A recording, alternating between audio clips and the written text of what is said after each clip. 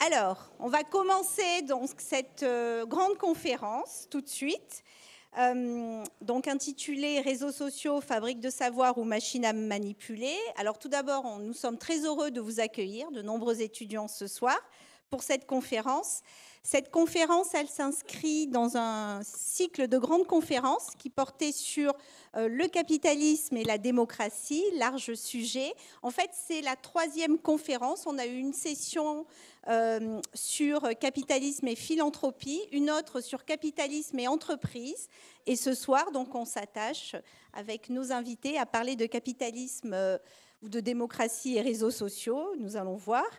Je voulais remercier les membres du comité de réflexion et d'organisation des grandes conférences.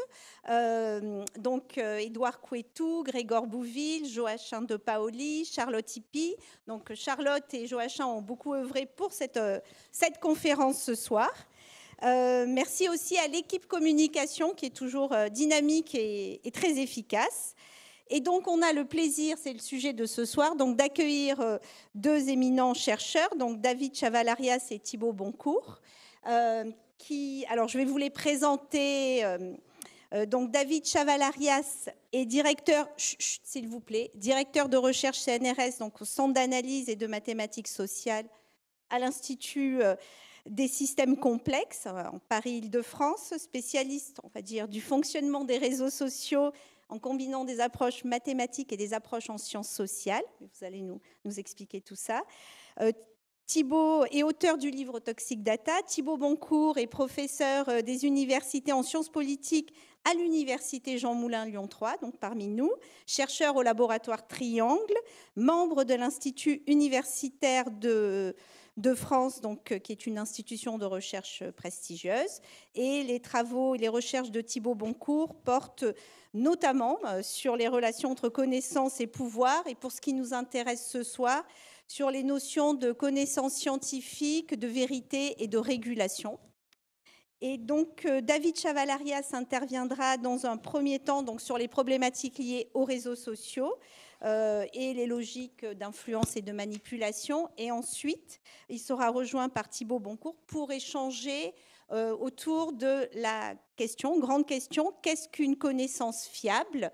Et ensuite, on ouvrira la discussion à la salle. Donc, si vous avez des questions pendant ce temps, notez-les et vous pourrez les poser dans un dernier temps.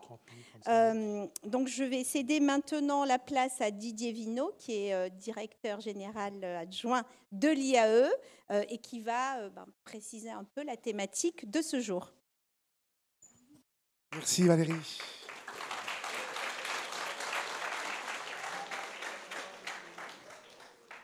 Alors, quelques mots pour poser les enjeux du débat de ce soir. Imaginez en ce moment même des soldats ukrainiens qui refusent de combattre, des milliers de soldats qui se rendent à l'armée russe, des jeunes de 22 ans, c'est un peu plus que votre âge, c'est votre âge, qui sont envoyés de force au front. Sauf que ces vidéos sont des deepfakes et fabriquées par IA, diffusées massivement sur TikTok, Insta, Telegram, X. Elles inondent nos fils d'actualité depuis le 2 novembre 2025. Et leur but, c'est quoi ? C'est de semer la panique, discréditer l'Ukraine, faire basculer l'opinion mondiale. Et ça marche. Parce que sur les réseaux sociaux, la vérité ne compte plus. Seul compte ce qui capte l'attention, ce qui divise, ce qui fait cliquer. Alors, bienvenue dans la guerre de l'information, où les algorithmes sont des armes de destruction massive et où vous, futurs managers, vous serez en première ligne pour décider. Alors, est-ce que vous allez vous laisser faire ou est-ce que vous allez résister ? En 2025, la désinformation n'est plus un accident de parcours, c'est le business model. La Russie a industrialisé la manipulation, faux comptes, faux médias, vidéos truquées, tout est bon pour affaiblir ses ennemis.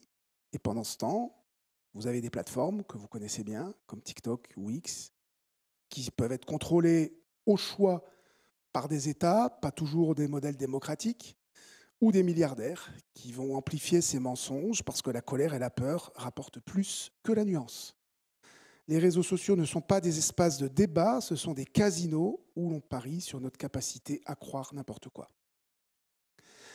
Et il n'y a pas qu'en Ukraine, hein. En France aussi, David Chavalarias va vous l'illustrer.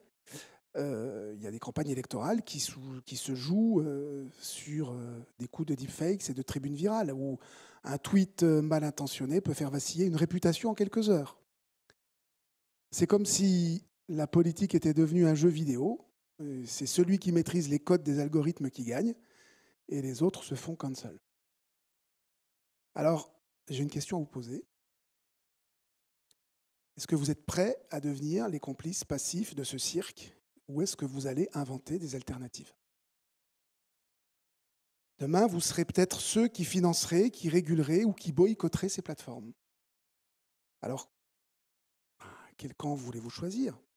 Celui des dealers de dopamine ou celui des pompiers de la démocratie?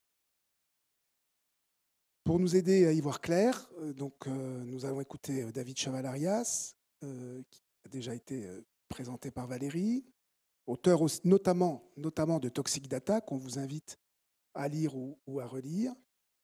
Alors, David, qu'on est quelques-uns à connaître, ne se contente pas de décrire un problème. Il démontre, chiffres et graphiques à l'appui, comment les GAFAM et les algorithmes transforment nos opinions en produits de consommation, nos débats en guerre de tranchées, nos démocraties en champ de ruines. Son livre est un manuel de survie dans un monde où la manipulation n'est plus l'exception, mais le mode d'emploi. Avec lui, Thibaut Boncourt, politiste, donc professeur à l'université Jean Moulin, qui nous éclairera sur les leviers d'action, la régulation, l'éducation, la souveraineté numérique. Mais attention, autant vous prévenir tout de suite, les solutions ne seront ni simples, ni indolores. Il n'y a pas de recette magique, parce que reprendre le contrôle, ça veut dire affronter des intérêts économiques colossaux, des États voyous et nos propres biais cognitifs. Alors ce soir, pas de débat poli, pas de faux semblants, juste une question peut-être un peu brutale. Comment voulez-vous exercer votre responsabilité demain, vous, futurs responsables, dans un monde où l'information est une arme et où l'engagement se mesure en likes? Est-ce que vous allez laisser les algorithmes et les influenceurs dicter l'avenir de nos sociétés, ou est-ce que vous allez inventer des modèles où la transparence l'emporte sur la manipulation et où l'intérêt général prime sur le profit? Ce débat n'est pas une option, c'est une urgence. Et comme le disait un ancien président, ou peut-être un bot d'ailleurs, la vérité triomphera, mais en attendant, elle a besoin d'un bon community manager.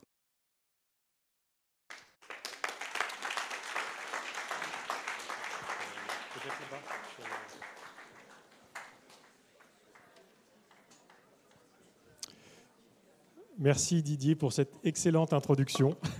Je peux vous laisser là, tout a été dit. Oui, on peut éteindre. Oui.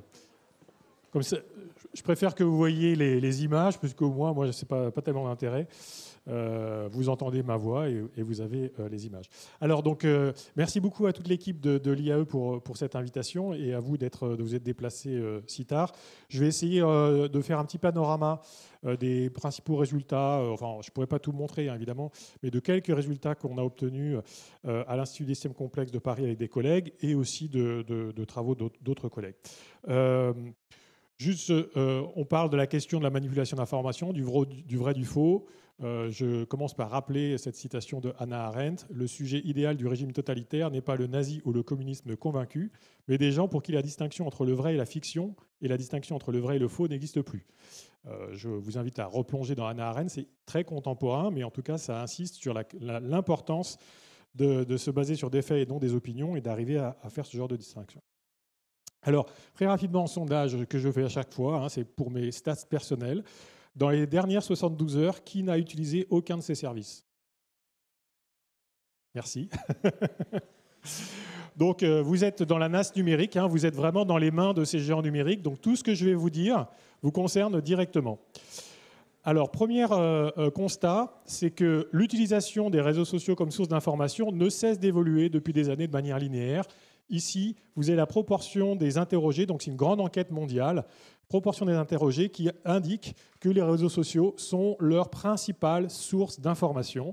Vous voyez que caracole en tête les États-Unis et le Brésil, qui sont les deux pays où il y a eu des renversements et l'accession au pouvoir de régimes illibéraux, encore maintenant aux États-Unis pour une deuxième fois. Et la France est à 19%, c'est-à-dire au niveau des États-Unis de à peu près 2018. Donc on a quelques années d'avance, enfin de retard en tout cas sur les États-Unis, donc d'avance en termes de leçons à apprendre, et l'idée c'est de les apprendre. Alors cette évolution linéaire, c'est tout simplement le remplacement des populations. Hein. Si on regarde l'utilisation des types de sources d'informations par tranche d'âge, vous voyez les 18-24 en noir, vous êtes tout en haut, la social media, c'est vous qui êtes les plus sur les réseaux sociaux, le moins sur la télévision, et évidemment les autres sources d'informations sont un petit peu en dessous. En tout cas, il y a une disparité générationnelle en termes d'utilisation, une utilisation très intensive dans votre tranche d'âge, et donc vous êtes les premiers visés par tout ce que je vais dire. Alors, on va essayer de voir en quoi les réseaux sociaux peuvent contribuer à ce qu'on peut appeler un dérèglement démocratique, c'est-à-dire, en gros, le passage de plusieurs démocraties vers des démocraties illibérales, où il n'y a plus de séparation des pouvoirs, où il n'y a plus de pouvoir médiatique, où il n'y a plus de liberté académique, voire pire, parfois.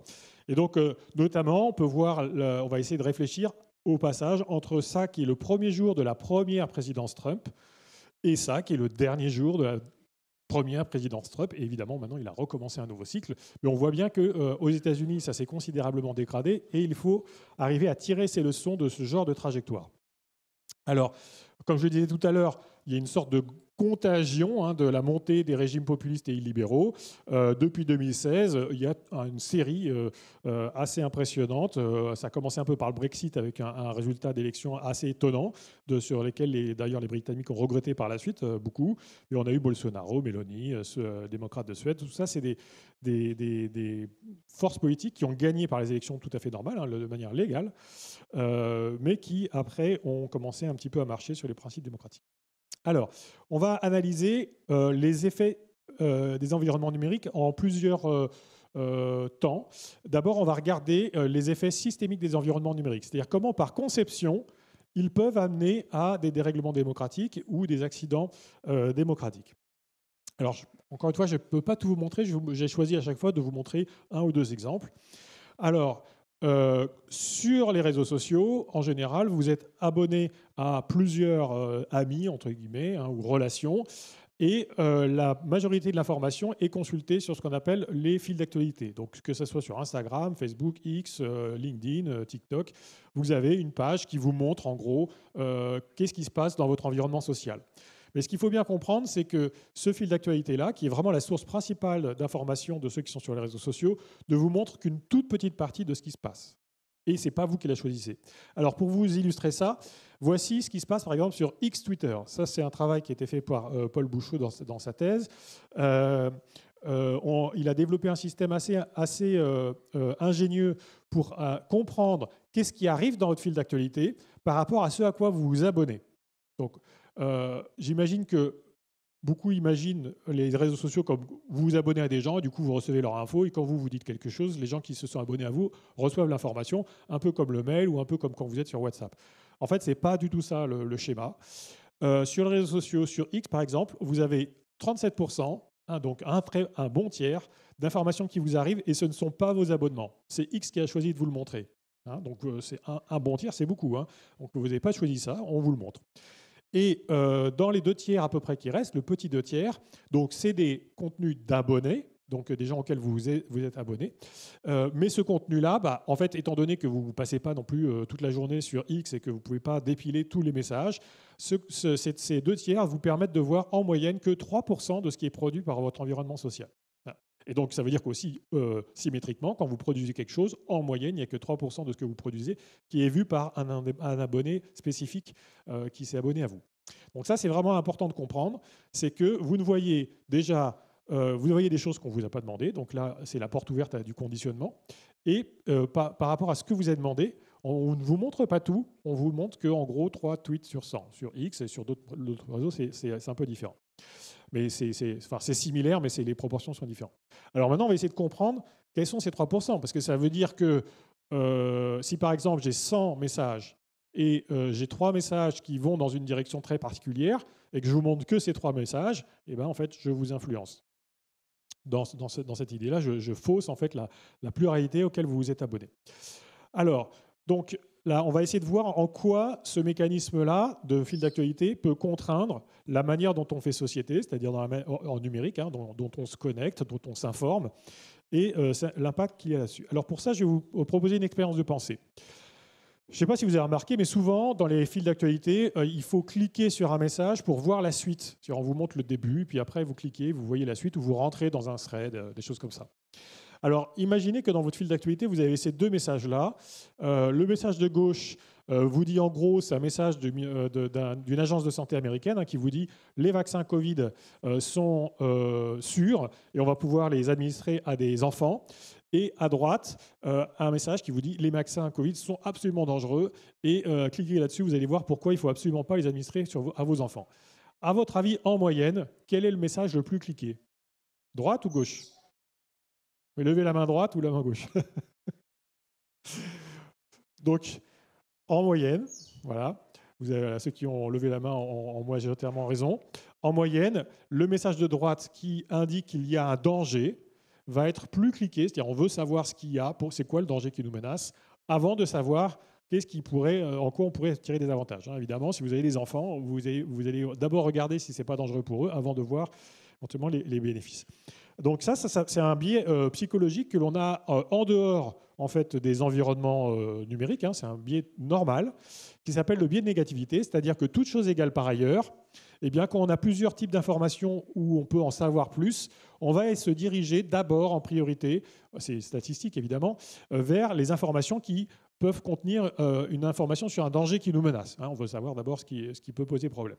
Et donc, les personnes, en moyenne, cliquent plus à droite qu'à gauche.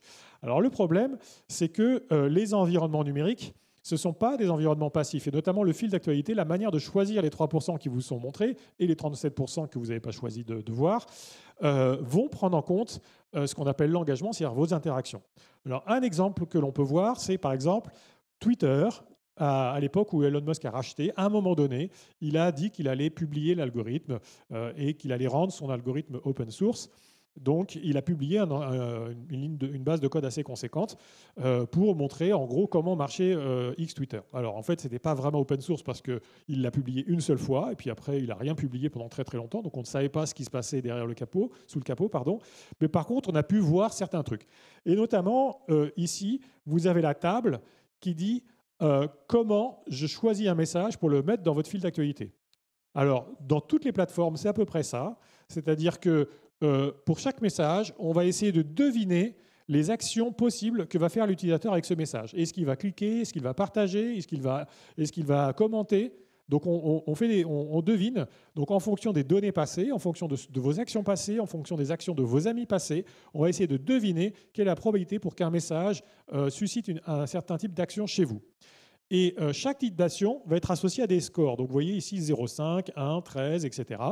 Et donc, pour un message donné, on va calculer cette probabilité fois le score.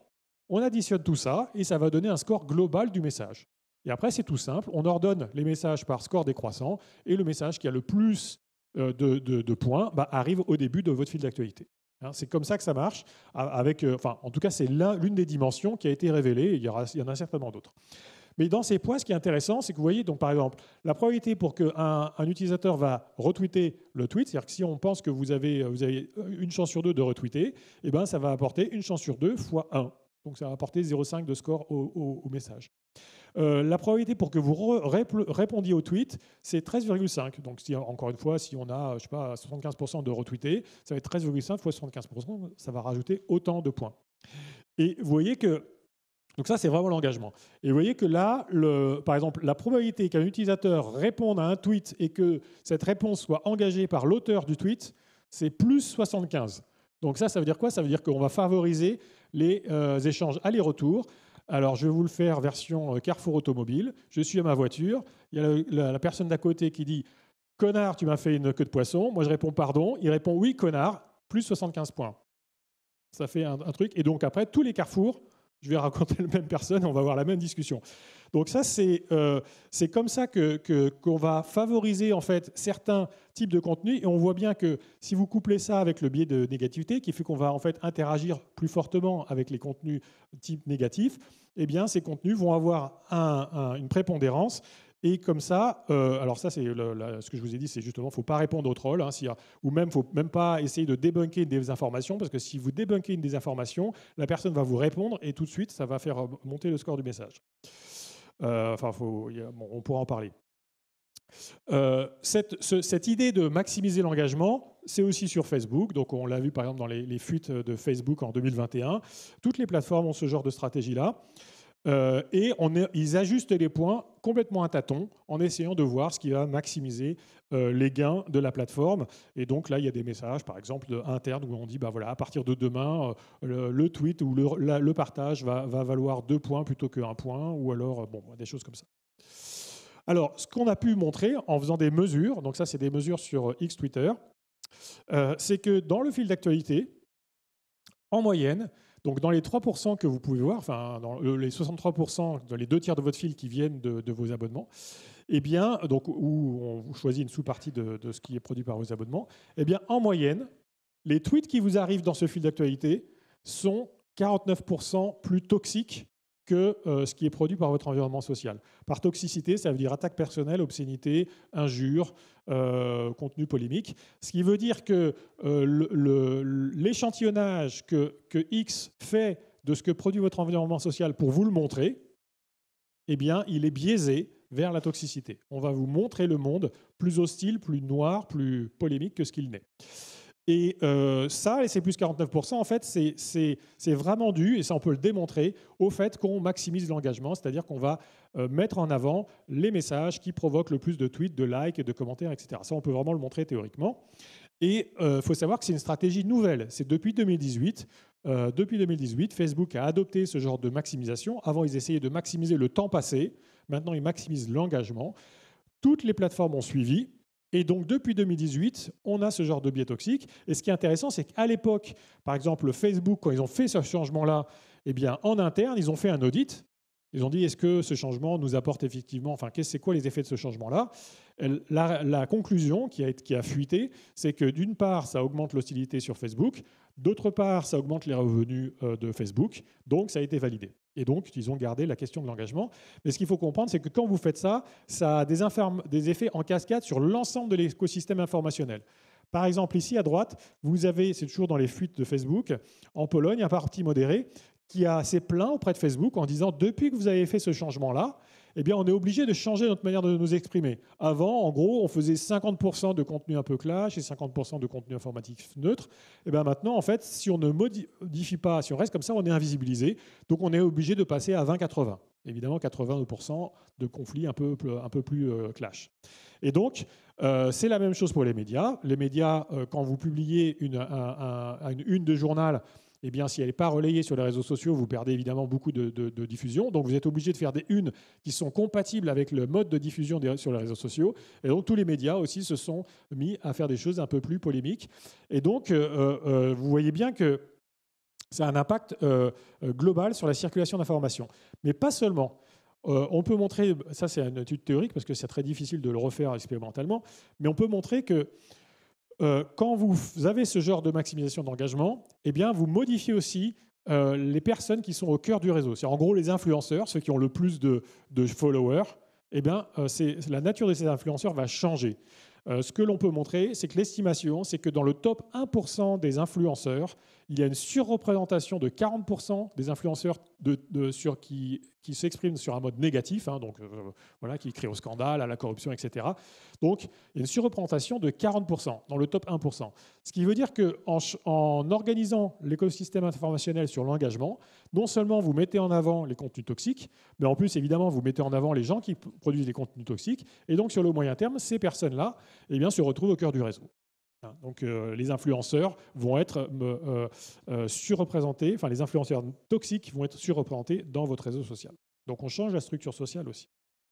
Donc là, il faut bien comprendre que quand vous avez des infrastructures comme par exemple Facebook, 3 milliards d'utilisateurs, Instagram, 2,2 milliards d'utilisateurs, TikTok, plus d'1 milliard d'utilisateurs, vous changez une ligne de code, Vous dites maintenant c'est l'engagement et c'est plus le temps passé, et vous changez radicalement l'ensemble de l'écosystème informationnel, comment communiquent les médias, comment communiquent les politiques, comment sont influencés les gens. Donc ces méga plateformes ont des impacts systémiques.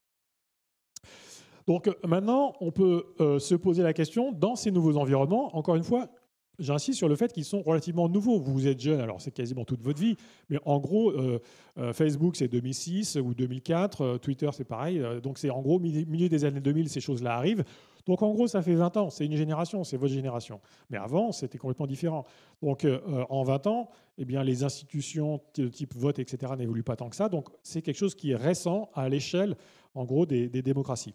Donc comment, collectivement, on peut s'en sortir dans un monde et comment on peut former collectivement des opinions ou prendre des décisions sur des faits quand la circulation d'informations est biaisée comme ceci.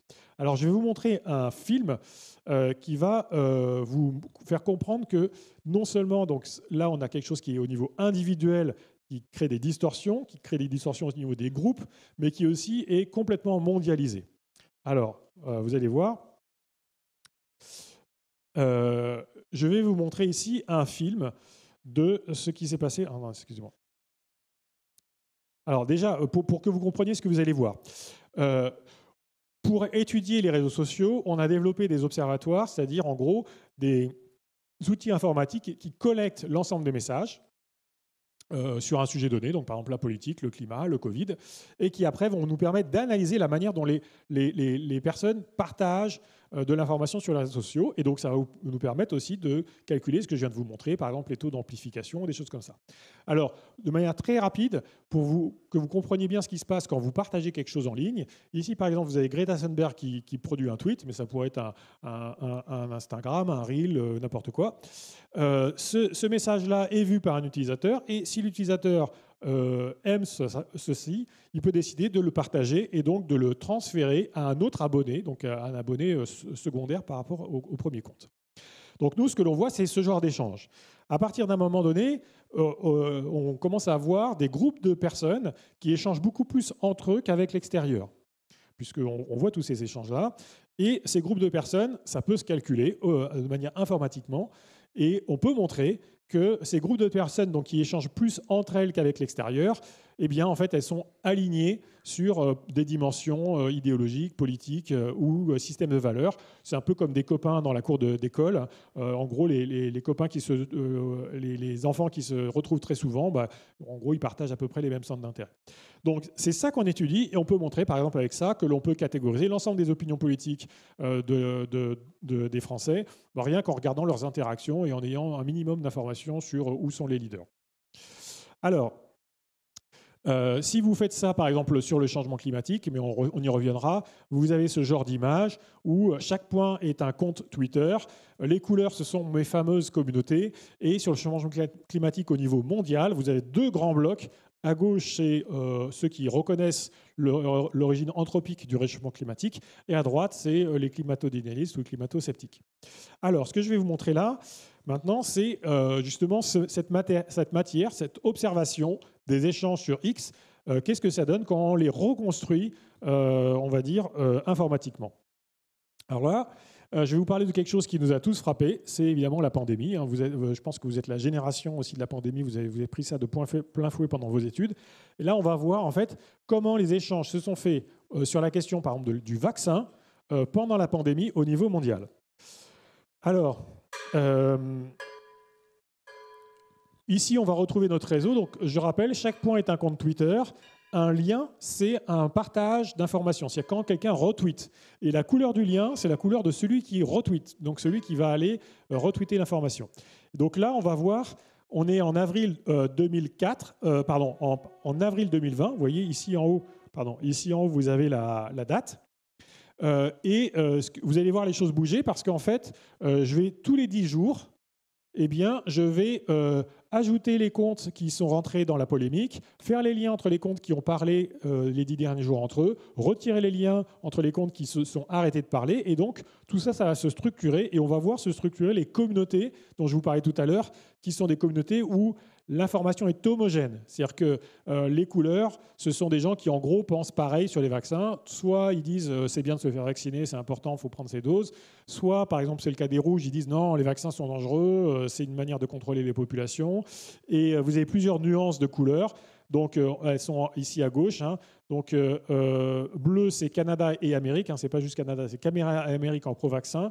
Bleu pâle, c'est la France. Et dans les rouges et couleurs chaudes, les rouges, c'est les... Alors, je les appelle anti-vax, mais c'est un raccourci, hein, parce qu'on a le droit de ne pas vouloir se faire vacciner. C'est un droit individuel. Par contre, le fait de militer activement en disant c'est un complot, etc., ça, c'est ça que j'appelle les anti-vax. Donc, en rouge, vous avez les antivax américains et en violet, les antivax français. Donc, vous allez voir qu'au début, il n'y a pas tellement de structure. Vous voyez, il y a un petit peu d'activité ici. Et puis, on a tout de suite, assez vite, une structure ici. Donc là, on est en juin 2006. Une structure avec ici les antivax américains et là les antivax, les pro-vax ou les partisans de la vaccination américains. Et là, on commence à voir ici se former le couple antivax-pro-vax en France. Et vous allez voir comment ça va se développer. En vert, c'est les médias hein, qui relaient cette information. Et en orange, c'est les comptes de propagande russe qui ont été très actifs pendant cette campagne. Alors là, ce que l'on voit tout de suite, c'est qu'on a des espaces bipolaires qui vont se former.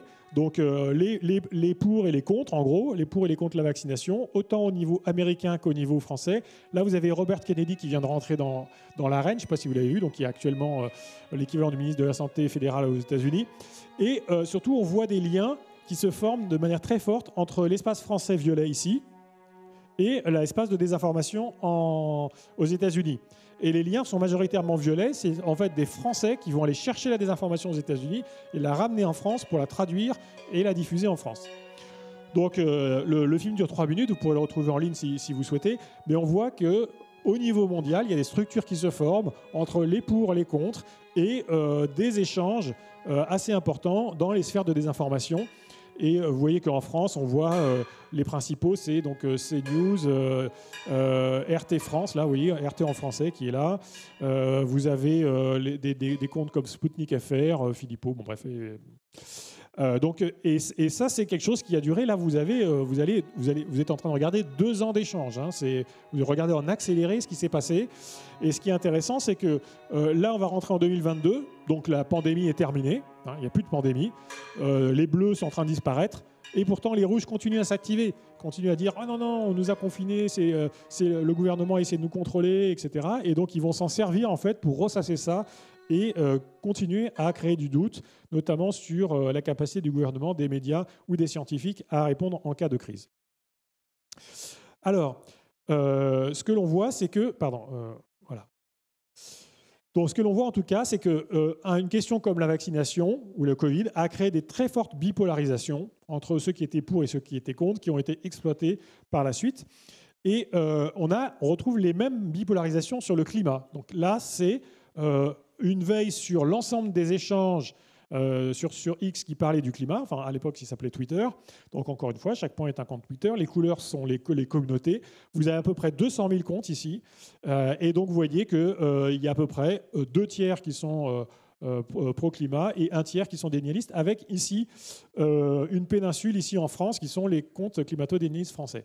Alors ça, c'est un observatoire qu'on a depuis 2016. Donc on a pu voir l'évolution depuis 2016 de cet espace-là.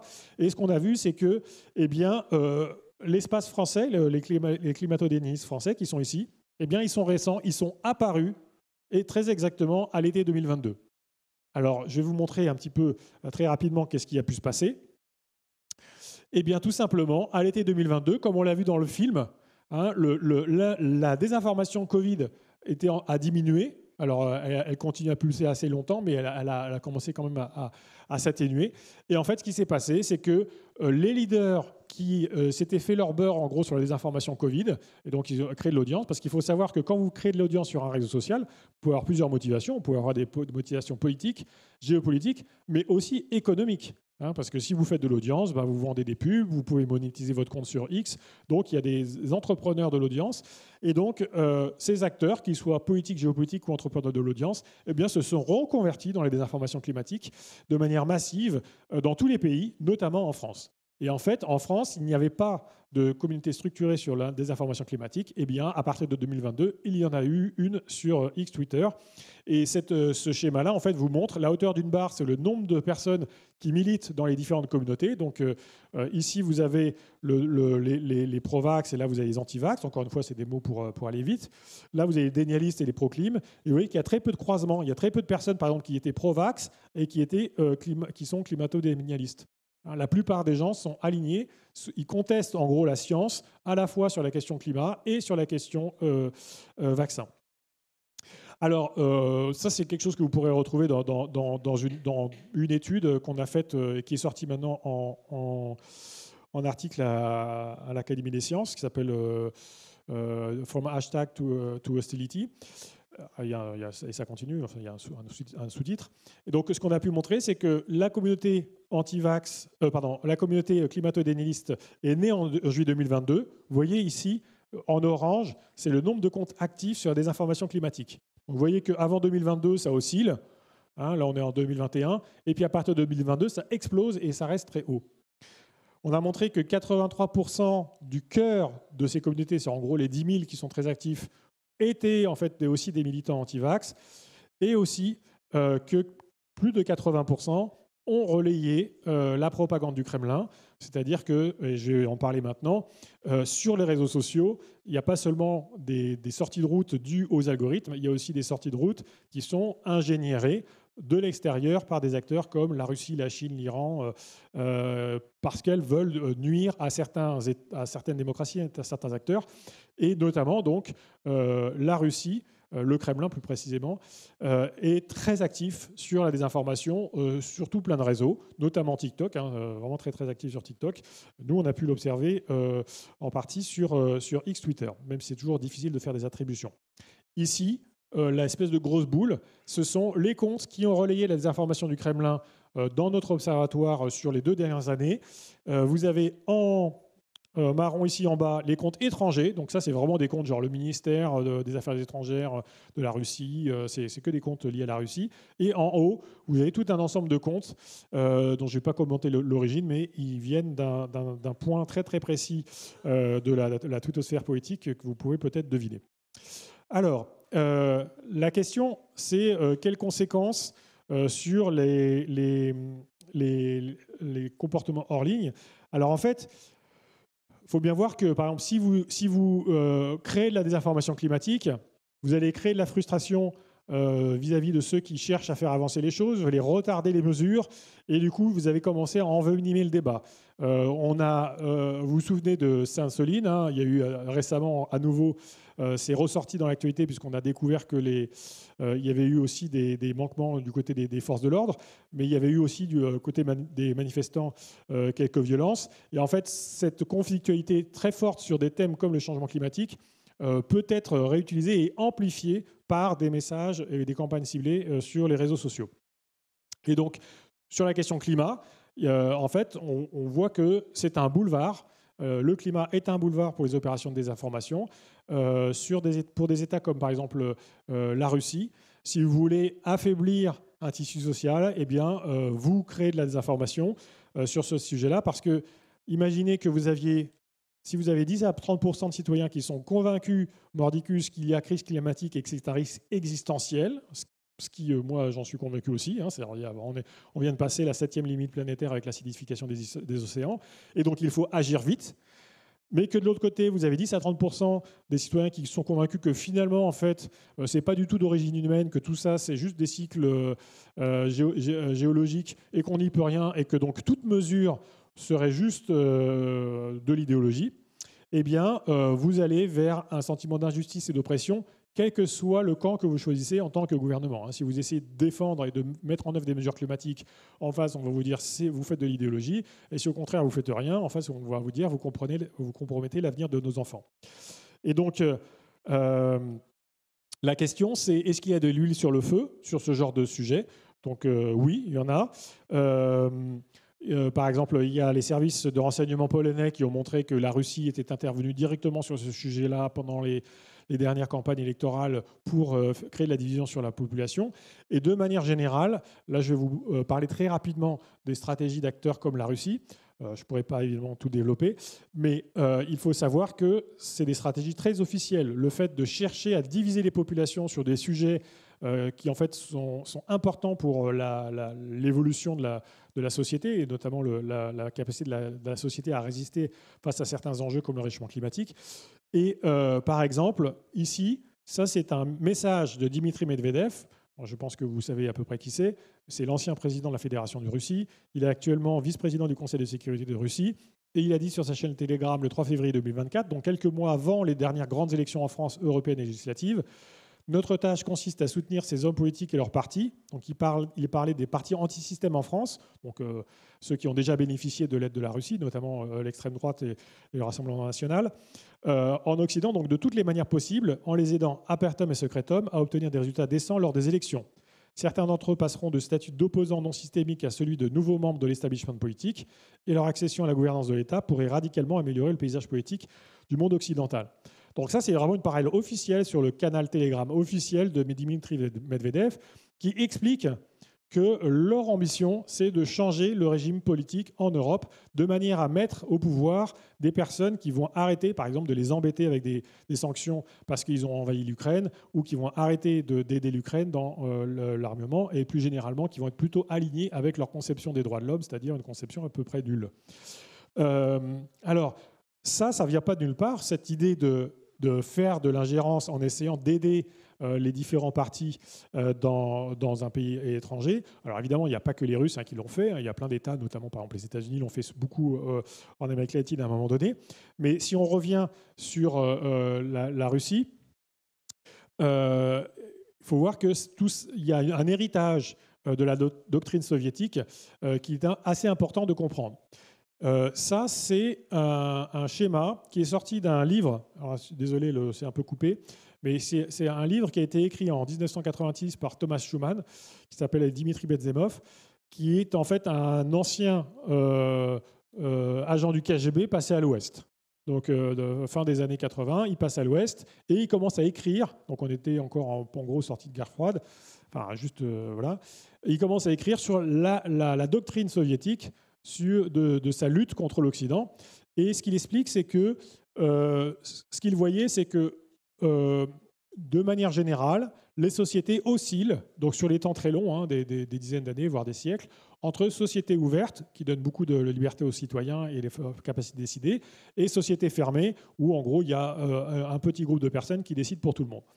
Et il a théorisé, alors il dit que ce n'est pas scientifique, mais c'est leur conception du chose, il le dit lui-même, l'évolution d'une société ouverte vers une société fermée en différentes étapes. Donc d'abord vous êtes à la société ouverte, donc on prône l'égalitarisme. Ensuite, ça veut dire qu'on va faire monter les attentes dans la population, c'est-à-dire que tout le monde veut évidemment être l'égal des autres. Ensuite, il y a des différences entre l'aspiration et la réalité. Ça fait monter le mécontentement au sein de la population. Ça fait baisser la productivité et ça crée de l'inflation, de la récession. Ça génère aussi des protestations et des mouvements sociaux. Ça crée de l'instabilité. Il y a de la ridiculisation parce que chacun, pour se faire entendre, commence à se radicaliser. Lutte de pouvoir, remplacement, donc le remplacement à la tête de l'État par d'autres types de gouvernance. Et après, au choix, guerre civile, révolution ou invasion, et société fermée, on est tombé sur une société qui est gouvernée par un État autoritaire. Et ce qu'il dit dans son livre, donc en gros, ça c'est une oscillation naturelle des sociétés, mais que la doctrine soviétique à l'époque, c'était d'accélérer cette évolution en faisant une chaîne parallèle qui est en 4 étapes. Pendant 15-20 ans, on fait de la démoralisation, c'est-à-dire qu'en fait, on va envoyer les agents, à l'époque c'était des agents sur place, on va essayer de dire que les choses ne marchent pas, l'hôpital ne marche pas, etc.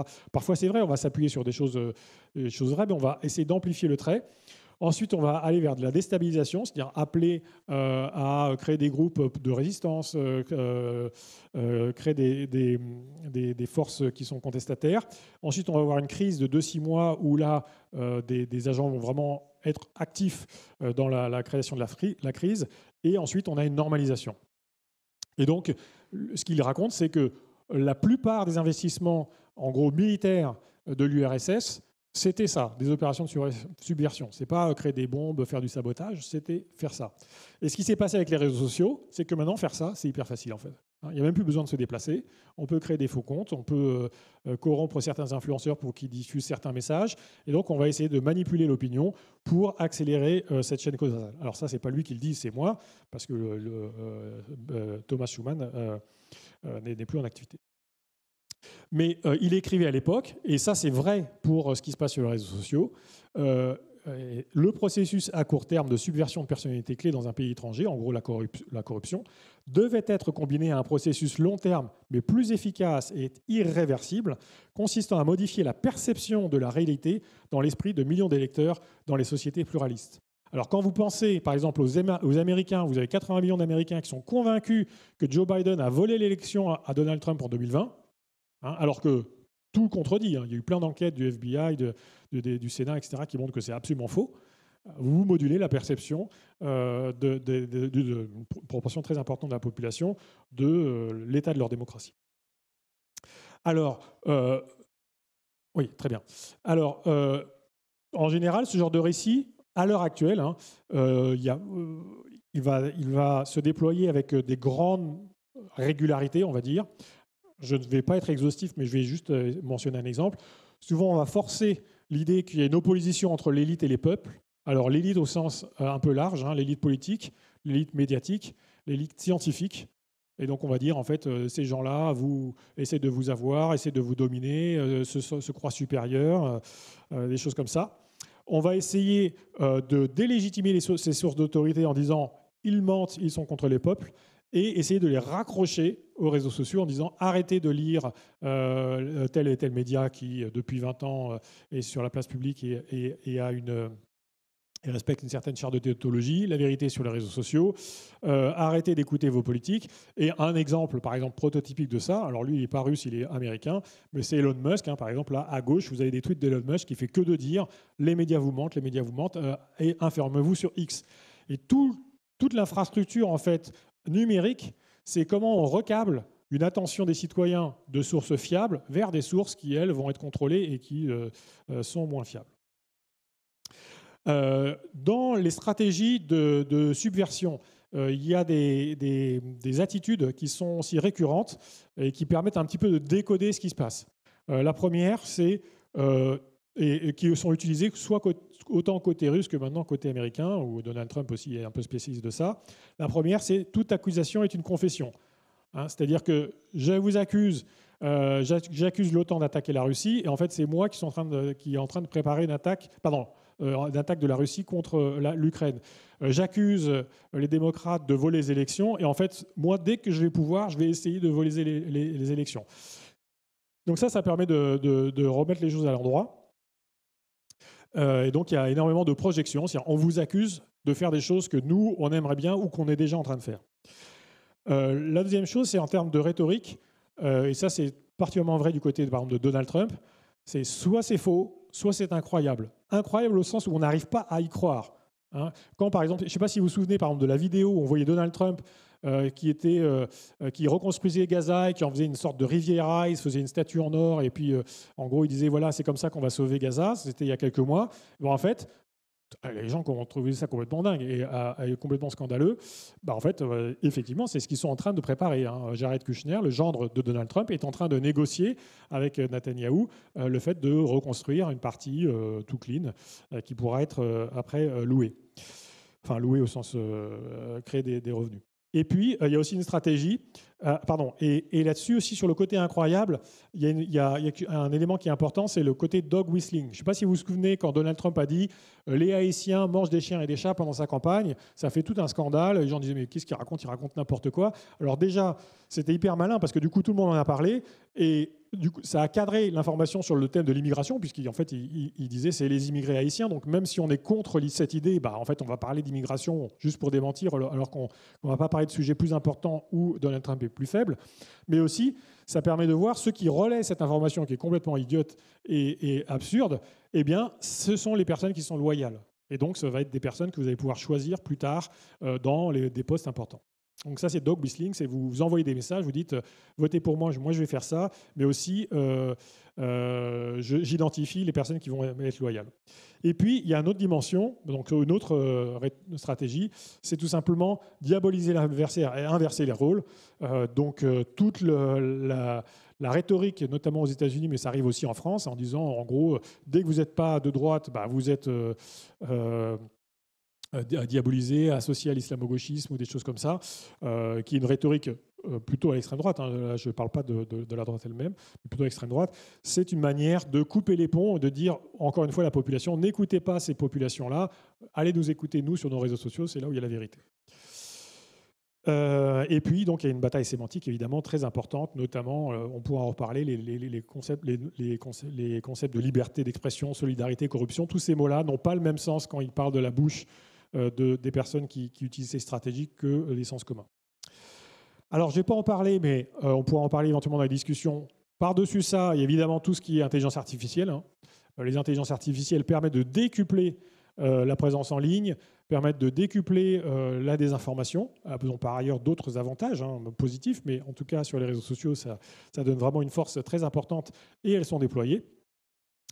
Et maintenant, donc, on est dans une phase, deuxième chance pour l'autocratie américaine. Donc, en plus des actions d'États autoritaires comme la Russie, la Chine ou l'Iran, qui agissaient sur les réseaux, par exemple, en créant des faux comptes, eh bien maintenant, les réseaux eux-mêmes sont possédés majoritairement par un régime qui est en train de devenir une autocratie, à l'exception peut-être de TikTok, qui, lui, a été une entreprise, un réseau social créé par la Chine pour mettre en avant son agenda politique et culturel. Mais je ne sais pas si vous avez entendu parler, mais il est possible et probable en fait, que TikTok soit racheté et tombe aux mains des Américains sous la pression de Trump. Alors justement, le nouveau contexte géopolitique, c'est que non seulement les réseaux sociaux sont défaillants par conception, par optimisation de l'engagement, mais qu'en plus, maintenant, il y a une alliance entre les géants de la tech et les politiques, notamment Donald Trump. Donc, vous avez certainement suivi l'alliance entre Donald Trump et Elon Musk. Mais en fait, ça concerne toute la tech. Là, c'est les Meta, Amazon, Google qui sont à l'inauguration, à l'investiture de Donald Trump.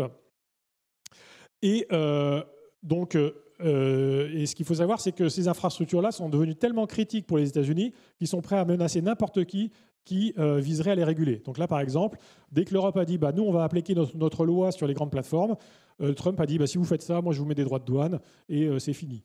Pendant la campagne de J.D. Vance, donc le vice-président, avait dit si vous faites ça, nous, on sort de l'OTAN. Donc vous voyez le niveau d'implication, de réaction par rapport à juste le fait de dire on doit avoir des réseaux sociaux compatibles avec la démocratie. Et toutes les infrastructures numériques sont concernées, notamment, je ne sais pas si vous avez suivi, mais Microsoft, à la demande de Donald Trump, a coupé le mail du procureur général de la Cour pénale internationale et aussi de nombreux autres juges, tout simplement parce que Donald Trump trouvait que c'était une organisation qui n'était pas légitime. Donc vous avez des institutions internationales qui sont portées par plusieurs pays qui, du jour au lendemain, arrêtent de fonctionner parce que les États-Unis ont décidé de retirer leurs infrastructures numériques. Donc tous ceux qui utilisent des mails américains, des Gmail, etc., vous êtes potentiellement là-dessus. Et par exemple, vous avez un procureur français qui a expliqué que du jour au lendemain, eh bien, il n'avait plus son mail, mais aussi toutes les entreprises américaines qui étaient en lien avec lui ont arrêté. Donc, il n'avait plus de livraison de colis Amazon, il ne pouvait plus utiliser Airbnb, il n'avait plus Visa ou Mastercard parce que c'est des entreprises américaines. Et donc, du jour au lendemain, un citoyen hors État américain est radié. Et il ne peut plus travailler. Donc, attention dans vos choix de vos outils. Je vais passer ça parce que on pourra en reparler, mais il y a vraiment une ambition américaine pareil, de manière symétrique à la Russie, de faire évoluer le régime politique en Europe. Je vais plutôt aller sur... si je peux prendre 5 minutes pour des pistes de solutions, c'est possible ? Bon. Alors, donc, pour résumer ce que je viens de dire très rapidement, vraiment la différence majeure entre les environnements numériques et le monde physique, c'est déspatialisation, massification. Il n'y a plus de frontières. La désinformation circule entre les espaces américains et français. Et vous pouvez rassembler 100 000 personnes, 1 million de personnes sur des communautés numériques en ligne, ce qui serait vraiment compliqué de faire dans le monde physique. Vous avez l'instantanéité. On n'a pas vraiment exploré ça, on n'a pas eu le temps, mais ça veut dire que vous pouvez faire des actions un peu coup de poing, par exemple juste la veille d'une élection, pour essayer de changer la donne. C'est ce qui s'est passé en Roumanie, et l'élection a dû être annulée pour cette raison-là. Et puis, confusion des identités et des messages, c'est que la plupart des comptes et des messages que vous voyez, notamment le 1/3 auquel vous n'êtes pas abonné, ou des messages qui sont relayés par des gens auxquels vous êtes abonné, souvent vous ne savez pas qui c'est en fait. Et ça peut aussi bien être des vraies personnes que des fausses personnes, ou des vraies personnes qui se coordonnent pour vous faire croire quelque chose. Donc, dans ce contexte-là, c'était les conclusions de Toxic Data déjà il y a 2022, c'est qu'il y a interférence entre la nature humaine et le modèle économique de la Big Tech fondé sur l'intermédiation sociale, c'est-à-dire le fait de se mettre entre vous et les autres pour choisir qu'est-ce que vous allez voir. Cette interférence est exploitée dans un contexte politique et géopolitique. On en a vu quelques exemples, et ça rend les démocraties vulnérables. Et la conjecture à l'époque, c'était que dans ce contexte-là, les démocraties sont des états transitoires au sens système dynamique physique, et que les systèmes stables et renforcés par ce système-là, c'est les systèmes autocratiques comme celui qui est en train de s'installer aux États-Unis. Et donc, pour donner quelques pistes, et je vais les passer rapidement, puis on pourra les creuser après si on veut. Mais le message, c'est qu'il est encore temps de changer, mais on n'a plus tellement de temps. Il y a 4 ans, on avait 4 ans. Enfin, on a un peu plus que 4 ans. Maintenant, on n'a plus tellement de temps. Et il faut agir à plusieurs niveaux, au niveau individuel, collectif et institutionnel. Alors, des solutions qu'on pourrait implémenter vraiment en 24 mois, il y en a même, on peut les implémenter en 2 semaines, mais il faut le vouloir collectivement. Alors, au niveau individuel, sensibiliser, mobiliser, accompagner le changement, faire comprendre qu'est-ce qui est en train de se passer, accompagner à l'utilisation de technologies libres, ouvertes, et pas qui sont juste à portée de switch par des États hostiles. Et par exemple, il faut savoir qu'il y a des moyens de choisir un réseau social. Tous les réseaux sociaux ne sont pas équivalents. La première question à vous poser, c'est est-ce que vous êtes propriétaire de vos données? Est-ce que vous êtes propriétaire de votre capital social? La plupart des jeunes actuellement ne donnent même plus leur numéro de téléphone, ils donnent leur Insta. Eh bien, vous n'êtes pas propriétaire de votre compte Instagram. Demain, Instagram peut vous bannir et en fait, vous avez perdu votre vie sociale. Plus personne ne peut vous contacter via Insta. Vous avez certainement plusieurs réseaux, mais ça peut arriver comme ça du jour au lendemain. Donc, il y a des réseaux où vous n'êtes pas propriétaire, contrairement par exemple au téléphone, où vous êtes propriétaire de votre numéro de téléphone. Si vous voulez changer d'hébergeur téléphonique, vous pouvez, et vous gardez votre numéro de téléphone. Si vous voulez passer de Insta à Snapchat ou à X ou à Mastodon, vous ne pouvez pas, en fait, tout simplement. Vous perdez votre environnement social.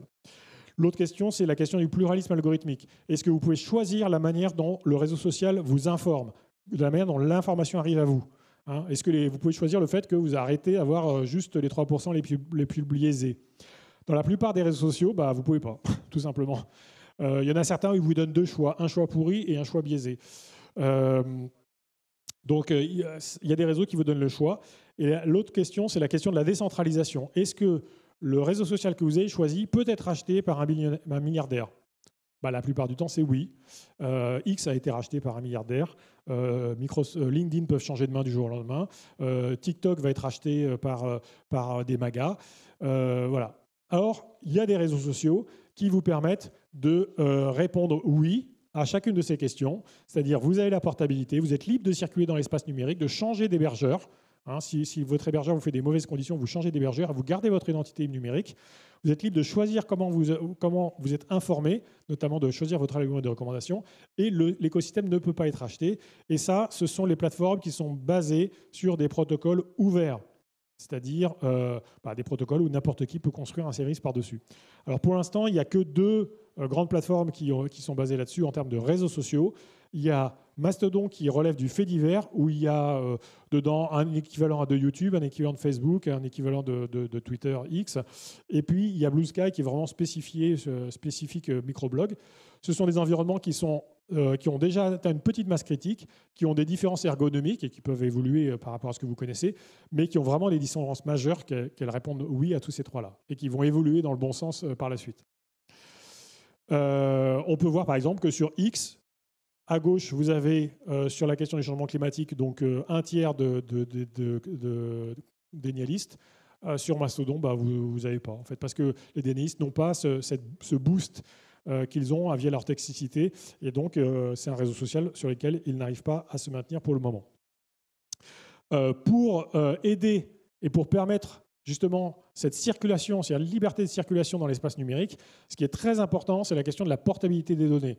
Donc ça, c'est un sujet qui est porté par l'Europe, mais qui n'est pas encore implémenté par les plateformes. Nous, dans le laboratoire, on a développé cette plateforme qui s'appelle Open Portability et qui a une preuve de concept que déjà, par exemple, on peut passer de X vers Blue Sky ou Mastodon sans aucun problème en étant reconnecté aux mêmes personnes qu'on avait sur le réseau X, mais sur le réseau d'arrivée. Et donc, c'est une plateforme, si vous arrivez, vous partagez vos connexions et après, la plateforme vous reconnecte automatiquement. Vous n'avez pas à aller chercher chacun. Et donc, vous reconstituez le tissu social sur un réseau social ouvert. Et une fois que vous êtes sur ce réseau social ouvert, en fait, comme il y a liberté de circulation dans ces réseaux sociaux, vous pouvez passer de l'un à l'autre facilement. C'est vraiment dans la loi européenne, mais ce n'est pas implémenté par les plateformes. Donc, l'idée, un des grands enjeux, c'est de passer des réseaux centralisés où vous êtes captif vers des réseaux décentralisés où vous pourrez circuler. Je sais qu'il faut que je termine. Je vous signale que quand vous faites ça, immédiatement vous êtes attaqué parce qu'il y a quelque chose qui est insupportable aux ennemis de la liberté de circulation, c'est quand on donne des outils pour que les personnes puissent circuler. Et quand on a fait cette opération-là, donc vous avez peut-être entendu parler, qui s'appelait HelloKitX en janvier de 2020, 2025, pour faire connaître cette possibilité de passer d'un réseau à l'autre, eh bien, on s'est pris une attaque en règle sur les réseaux sociaux, dans tous les médias Bolloré, des partis politiques d'extrême droite et de manière générale par les nébuleuses autour de Pierre-Édouard Thérin qui a décidé de mettre 150 millions sur la table pour faire changer la peur de camp.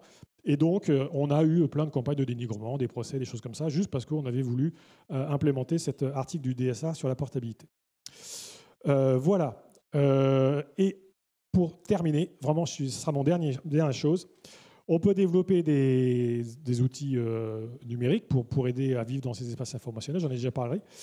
Mais aussi, on peut essayer de changer, d'analyser les institutions qui sont vulnérables et essayer de les faire évoluer si besoin. Alors, il y a une institution qui est très vulnérable, c'est les modes de scrutin. Et j'ai essayé de vous faire comprendre ça en 1 minute, comme ça après je m'arrête. Vous avez certainement remarqué que de plus en plus on vote contre et pas pour. De plus en plus on va voter contre ça pour éviter, pour faire barrage, etc. Ça, c'est par exemple l'espace politique tel qu'il était en 2022, un espace triangulaire. Et si on regarde qui a appelé à voter contre, eh bien, vous avez en haut, évidemment, Macron a appelé à voter contre Le Pen. Ça, c'est pour l'entre-deux tours. L'extrême droite a appelé à voter contre Macron, ce qui est un peu normal. Et puis en jaune, vous avez des personnes qui disaient ni Macron ni Le Pen. C'est-à-dire on ne fait pas front républicain. Alors ça, c'est une tendance nouvelle en France. Chirac, quand il y avait eu la première choix entre l'extrême droite et la droite, il avait fait 82% d'intention de vote. Il y a eu un front républicain énorme. Là, le front républicain est en train de tomber, notamment parce que, il est détricoté par des opérations en ligne. On peut avoir des opérations, par exemple, comme celle-ci, juste avant le vote. On va diffuser des mèmes comme ça, qui sont des vraies informations. Il n'y a pas de fausses informations, c'est les Gilets jaunes, mais juste on rappelle tous les dégâts qu'ont fait les forces de police pendant les Gilets jaunes. Et on va diffuser ça dans l'entre-deux tours. Et après, vous allez avoir un biais en fait, anti-Macron. Et donc, vous allez voter pour le moins pire. Et moduler la perception du moins pire dans un entre-deux tours, c'est assez facile avec des contenus genre mèmes, etc. Et donc, en fait, la vulnérabilité du mode de scrutin, c'est que on a des campagnes qui sont de plus en plus négatives, notamment parce que les réseaux sociaux augmentent l'hostilité entre les personnes. Passé le premier tour, on a 2 gagnants qui tous font à peu près 20%, c'est l'ordre de grandeur. Mais ce qui veut dire qu'en gros, il y a 60% des gens qui n'ont pas voté pour ces 2 gagnants-là.